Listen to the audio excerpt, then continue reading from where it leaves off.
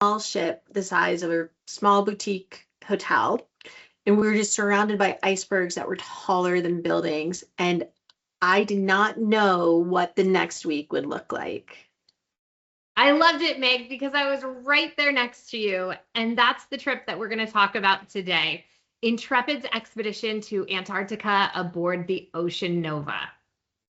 So if you've ever wondered what it's actually like down there, not the brochure version, the real one, stick around. We're answering the questions our clients ask us the most. So I am Meg Hahn with MK Travel, and I'm an independent travel advisor. So what that means is I'm not telling you one particular operator, one particular expedition. I know all of them. I'm a member of the Expedition Cruise Network, which means that I know and I have contacts at all of the major expedition cruise lines, which helps me pair you with the expedition that's going to be right for you. I have been so honored and pleased with Meg as a professional travel advisor that I begged her to come to Antarctica with me and experience an Intrepid expedition for herself. And I've been with Intrepid as a BDM covering most of the West Coast for about 3 years now. So excited to tell you a little bit more. Awesome. So here's a little bit about our story. Tara asked me to go to Intrepid, but actually had been wanting to go to Antarctica, and I've been wanting to go with Intrepid. Reason being, I went to Vietnam with Intrepid, and Intrepid, what I love about Intrepid for my clients, but why for my own personal trips I like to choose Intrepid, is because Intrepid is an immersive experience forward travel experience. And that's why when I went to Antarctica, I wanted to go with Intrepid. So why did we go in March? For whales. Yeah, absolutely. So you're not with us and with Intrepid, you're not paying for the marble bathrooms or multiple restaurants on the ship. You're really paying to experience Antarctica. The Ocean Nova specifically is all about getting you closer to wildlife, landscapes, and the expedition itself with just around 80 fellow passengers. That's going to sound really small, but because of that smaller size, it typically means you're going to enjoy 2 Zodiac excursions a day, more than just one, while many larger ships just offer that one. It also allows the ship to access remote coves and landing sites that bigger vessels simply can't reach. I don't know, Meg, if you remember, but there was a bigger ship that actually had to turn around, and we were able just to maneuver right in around that iceberg. So with one of the best guide to guest ratios in the fleet, you're really going to benefit from a more personal, immersive experience, like Meg said. And because Intrepid is committed to responsible travel, there's a really strong focus here on minimizing environmental impact and supporting conservation efforts while on board. And for many travelers, that's exactly what makes the Ocean Nova the right choice. Yeah, and just to add on to that a little bit, I just have to give a shout out to the crew of the Nova. I think they've been sailing that ship for over 20 years. And then our expedition team, Hannah, the expedition guide, she's been doing this for what, 30 years? years? Most of her life. Yeah. Right? Like these guys know what they're doing and they know when to, and it's just because Intrepid works with such experienced teams. These people work together and they're like, oh, I think given the weather, this will be the cove to go to that we have the highest percent chance of making a landing. So I think we cannot undersell the experience of the Intrepid teams at all. Or question whatever they want to go and wherever they want to drop us, right? Safety first. Yeah, exactly. Do not question them. The next part I kind of want to talk about is crossing the Drake Passage. Let's talk about it. I know. I was so nervous. You spend 2 days crossing on the way there and 2 days again back, and you don't know what you're going to get. You don't know from hour to hour what you're going to get. And these guys, they have the most up-to-date weather forecasts and meteorological meteorology forecasts, but yeah, you never know. You never know. And I was super nervous about it. I will say that it all worked out well. Yes, we were lucky with weather, but also there's an onboard doctor that has medicine, and the medicine that they carry is very effective. So I actually didn't feel it felt fine to me the whole way. And then also again, back to the ship crew, these guys know how to sail the Drake. They spend uh, all year crossing the Drake for 20 years. So they know how to get around and maneuver a little bit to minimize any rocking of the boat. It's honestly the number one question I get. Is it mostly a Drake Lake or a Drake Shake? And it's supposed to be, some of the deadliest waters in the world. But thankfully, we had that Drake Lake going both ways and we felt fine. But definitely, I entertained the medication that the doctors had on board and it was absolutely fabulous. So grateful for the professional staff on board that honestly, most of them also acted as our Zodiac captains.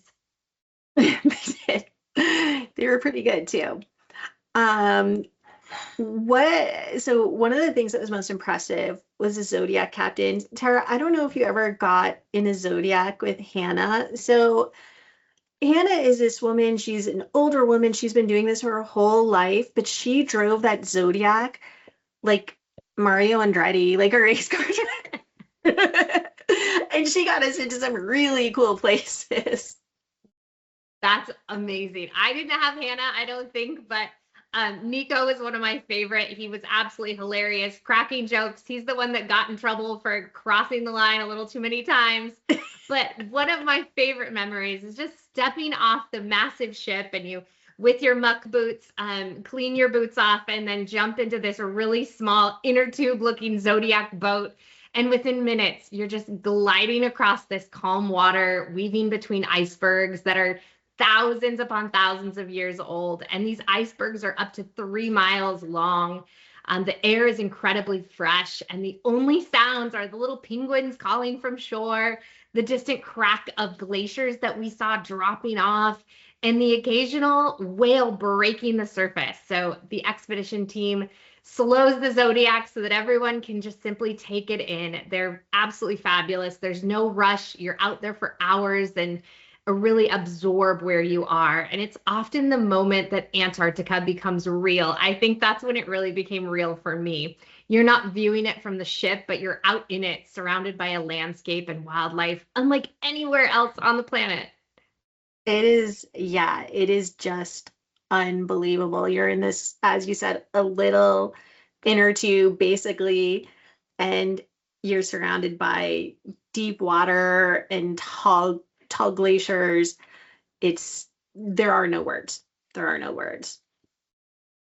I think And oh, go ahead, go ahead. I was just going to say, I think one of my other favorite moments, not just the Zodiac, but we got to kayak. And so it got even smaller than the Zodiac, going from 10 people down to just me and my partner in a kayak. So that moment we pushed off from the shore, that everything changed for me. We were chased by one of the sea lions, and without the sound of the ship or the Zodiac engine, it was just the rhythm of like my paddle with the occasional call of a penguin and this stillness around me.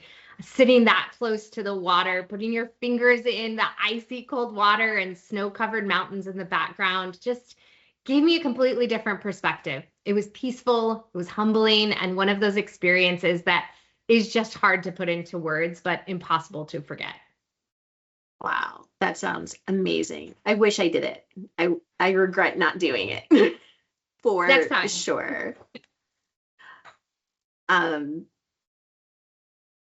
The next thing is, what would you say is your most emotional moment on the Ocean Nova during our trip?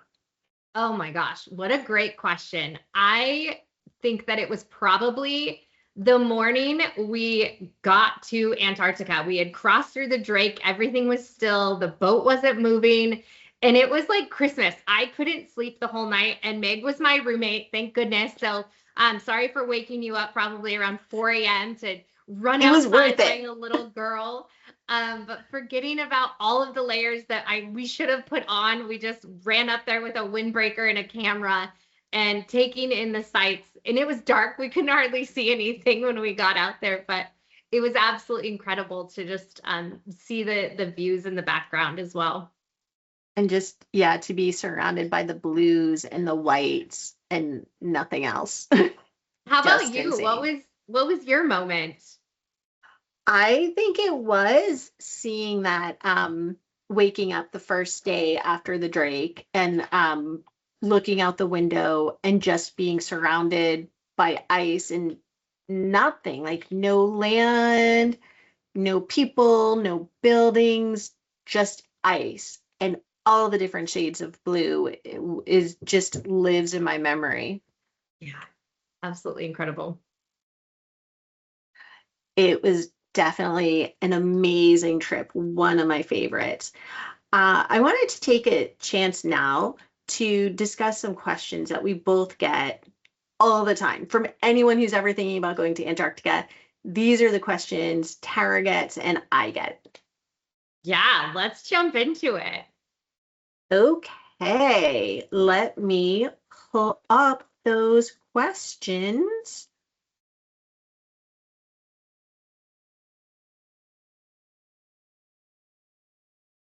And okay,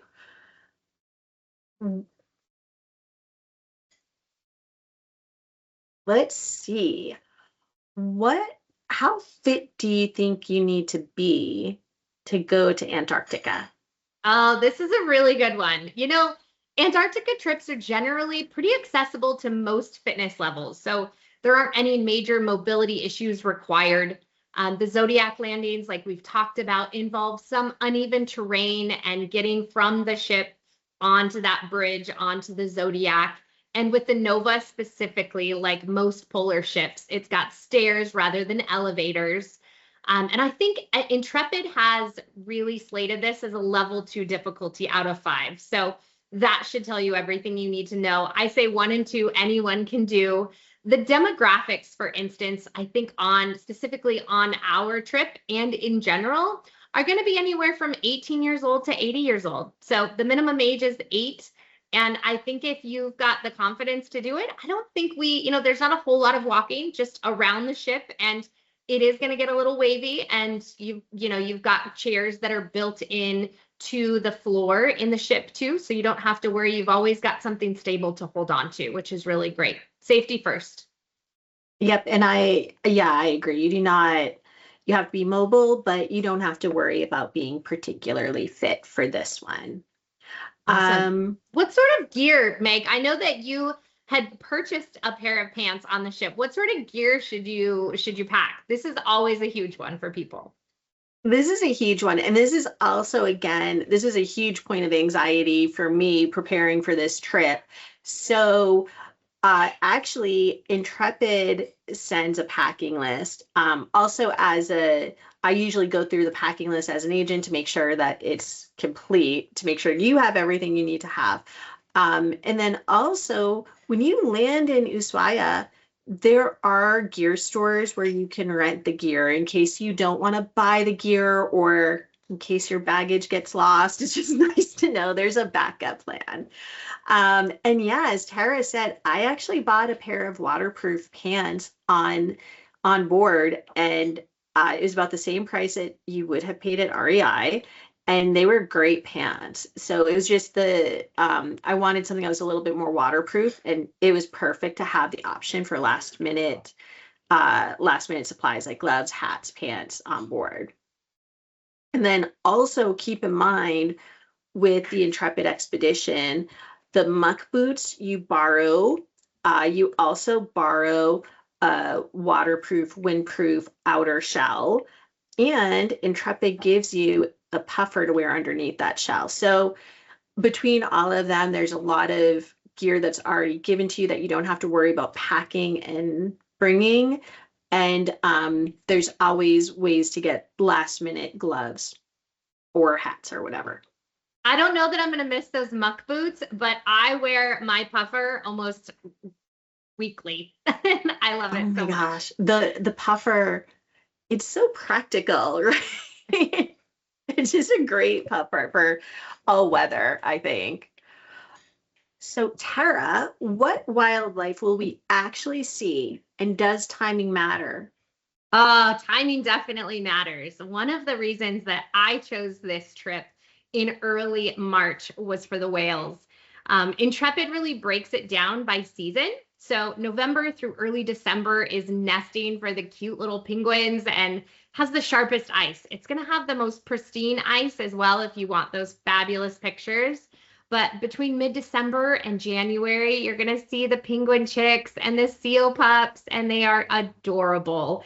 February to March is going to be that peak humpback whale and elephant seal activity. We saw some extraordinary elephant seals, but also leopard seals are going to be more active, and the colonies are still busy during that time.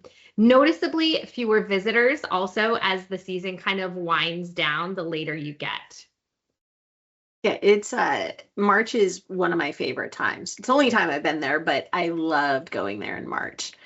And the whales, you can't overestimate the number of whales that you'll see. We were actually in a zodiac, and a whale came up right in front of us. We could practically touch it, and then she started swimming under the zodiac.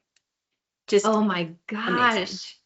I also saw a leopard seal just tear a penguin apart right in front of me. It was really crazy. Wow. So, wildlife safari, if you want one, for sure.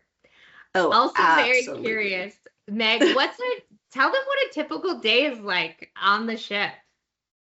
Yeah, so one of the things that I love about Intrepid is the type of guests that are attracted to Intrepid are just really cool, interesting, social people. So, a typical day, you wake up in the morning, you go get breakfast, and then you're going to gear up for your first landing. So, gear up, load the Zodiac, sail around, and then find a place to land and walk around on the ice a little bit. Get back on the Zodiac, back to the ship. Then you'll go have lunch, and then you're ready for your next landing. After that second landing, you'll go back to get back on the ship, shower up a little bit, and then you're going to head up to the lounge. And in the lounge, we're going to start having lectures. So that's when you'll hear from the science team. You'll hear from the expedition team about what we saw and where we're going tomorrow. And then the photographer will always share some of his best shots of the day. After that, it's time for dinner. And what's interesting about the Nova is that you're always sitting with different people. So you get to meet a lot of different people on the ship. And then after dinner, everyone kind of congregates in the lounge. We get beer, wine, the best margarita in Antarctica. Uh, and people just sit around playing board games and Jenga. And a lot of times there were a lot of nights where there were these impromptu jam sessions. So our expedition team, they were all musicians as well. And I think we had a couple of recording artists on the ship. We did. It was incredible. I also want to take a moment and just shout out the food on the ship. It was incredible. Breakfast in the morning was buffet style, but then lunch you had plated and half buffet, and then dinner we had, it was a 3 or 4 courses that were absolutely elegant beyond belief. I had so much food. Sometimes I just had to skip a meal. It was so much food, and the food was so good. I don't even know logistically how they make that happen, how they get all that fresh food down in Antarctica. I don't know how it all happens.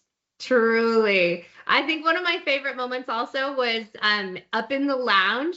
They actually cut a piece of the ice from an iceberg and used it for our cocktails that night. It was really a magical experience. That was amazing. That was one of my favorite nights too. Um, Tara, what are some other ways that you can, in case going to Antarctica and crossing the Drake isn't adventurous enough, what are some things that you can do to kind of like up the adventure factor. I am all about the adventure factor, Meg. You know that. So I actually arrived a few days early, and I ended up hiking a glacier and enjoying the city of Ushuaia.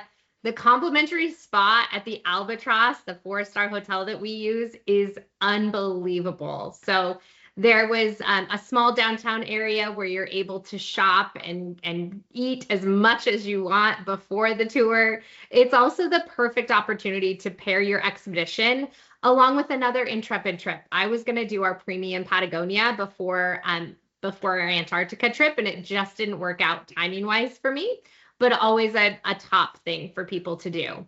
And I think on board, as far as that goes, for an even deeper experience, Intrepid offers additional add-ons like overnight camping in the beginning of the season for Antarctica.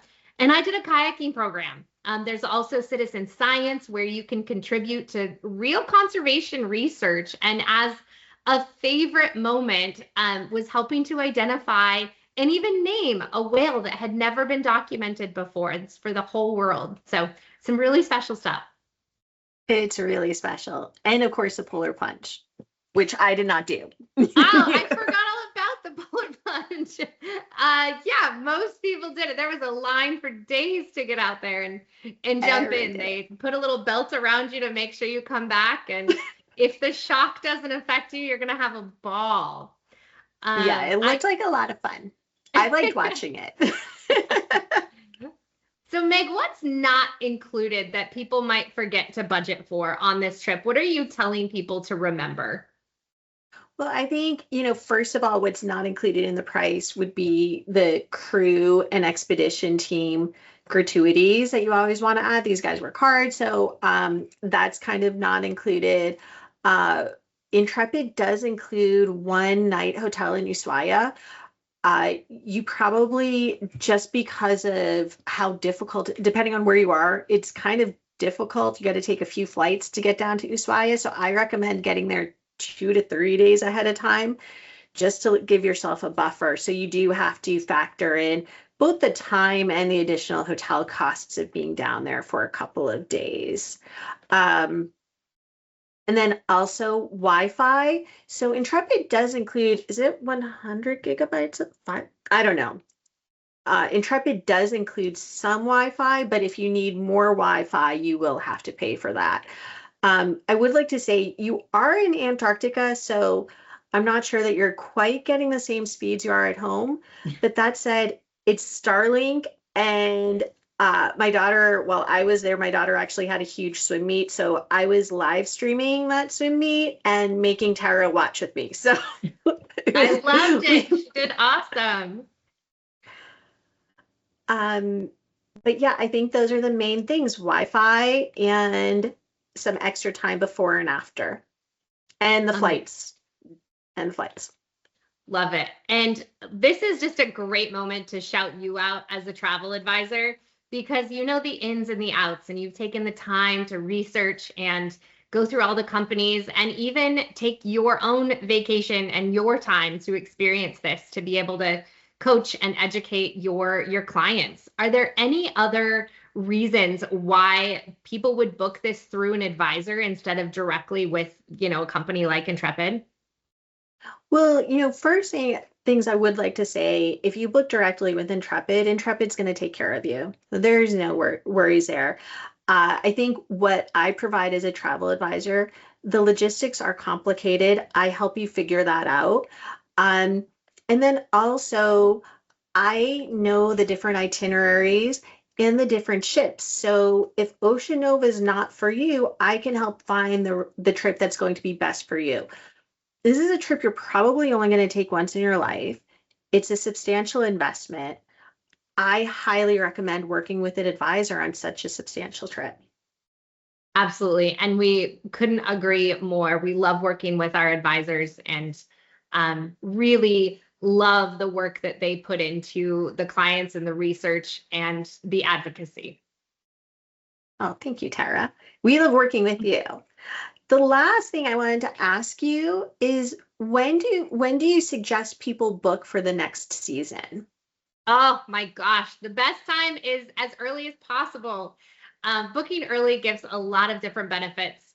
It gives you the widest selection of cabin categories, especially if you're worried about getting too seasick and you want to be in the middle of the ship. And the best value cabins are always the first to sell out because That's true. Antarctica, while it's amazing, it is not the most cost effective trip to take. So we always have sales and promotions going. Just chat with Meg, and we're happy and excited to get you to Antarctica. Thank you. Well, if everything you heard has you thinking about your own trip to Antarctica, please reach out to me or, well, Intrepid directly if that works for you, and we can get you down to the seventh continent. Okay, so if everything you've just heard about visiting Antarctica has you excited to go, please reach out to me. I can help get you to the seventh continent. I'm going to leave my email and phone number in the links below. So just let me know how I can help you. And if you need any more encouragement of all the 80 countries that I've explored, Antarctica really stands apart from any other destination. It's not just a place that you visit, it's an experience that stays with you really, really long after you leave. It feels like yesterday. From the landscapes to the wildlife and the feeling of being somewhere so remote and untouched make it truly unlike anywhere else on Earth. I'm excited to help you and Meg experience it for yourself and answer any questions along the way as you plan your journey to this incredible part of the world.